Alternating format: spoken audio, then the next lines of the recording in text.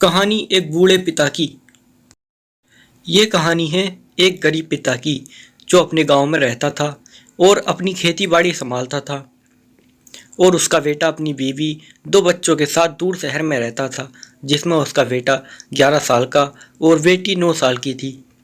समय जैसे जैसे बीतता जा रहा था, वो बूढ़ा आदमी दिन प्रतिदिन कमज़ोर होता जा रहा था।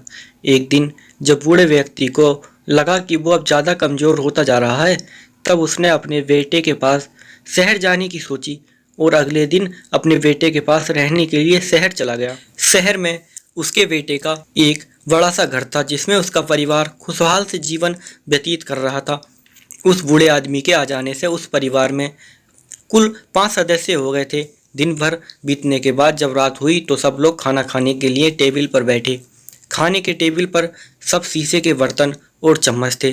बहू ने सबको खाना लगा दिया और अब सब खाना खाने लगे, लेकिन वह बूढ़ा आदमी ज़्यादा कमज़ोर होने की वजह से चम्मच से खाना भी नहीं उठा पा रहा था। और जब चम्मच से खाना उठाने की कोशिश कर रहा था, तब शीशे के बर्तन गिरकर फर्श पर चकनाचूर हो गए। यह सब देखकर बहू बहुत नाराज हो गई और कहने लगी, आपसे तो खाना भी नहीं उठता, ऐसे में कभी ये टेबल भी गिरा सकते हो जो कि इतना महंगा और कीमती है। कल से आपका टेबल कोने में लगा देते हैं, जिससे आप आसानी से खाना खा सकते हैं। फिर अगले दिन बेटा और बहू ने मिलकर अपने बूढ़े पिता के लिए खाने के लिए लकड़ी की टेबल लाए और उसे कोने में लगा दिया। और फिर सबको खाना रोज की तरह लगाया। घर के सभी सदस्य बड़े टेबल पर आराम से खाना खा रहे थे, जबकि समय का मारा हुआ बूढ़ा आदमी लकड़ी के बर्तन में दिए गए खाने को चुपचाप अपने बहू बेटे को देखकर खाना खा रहा था। लेकिन चाहकर भी उन लोगों को कुछ नहीं बोल पा रहा था। मन ही मन उसकी आंखों में आंसू निकल रहे थे। और यह सब उस बूढ़े आदमी का पोता देख रहा था और मन ही मन सोचने लगा था कि फिर अगले दिन शाम को उसका पोता गार्डन में खेलने चला गया और फिर वहाँ लकड़ियों को इकट्ठा करके एक जगह बैठ गया। उन लकड़ियों से कुछ बनाने लगा था। इतने में उस लड़के के माता पिता ढूंढते हुए बगीचे में आए और अपने बेटे को देखा तो उसकी माँ बोली, बेटा यह क्या कर रहा है?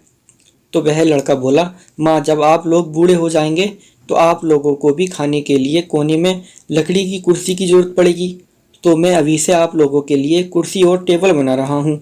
अपने बेटे की बात सुनकर उस लड़के के माँ बाप अवाक रह गए। उनके मुंह से कोई शब्द नहीं निकल रहा था। अभी वह समझ गए थे जो हाल इस समय उनके उस बूढ़े बाप का है, एक दिन वह भी समय के साथ ऐसे ही हो जाएंगे, तो फिर उनके साथ भी यही होगा। अब उनकी आंखें खुल गई थी और अपने किए पर पछतावा हो रहा था। वह तुरंत अपने उस बूढ़े बाप के पास आए और दोनों ने माफ़ी मांगी और फिर कोने से कुर्सी को भी हटा दिया और दोनों मिलकर अपने अपने हाथों से अपने बूढ़े बाप को खाना खिलाने लगे।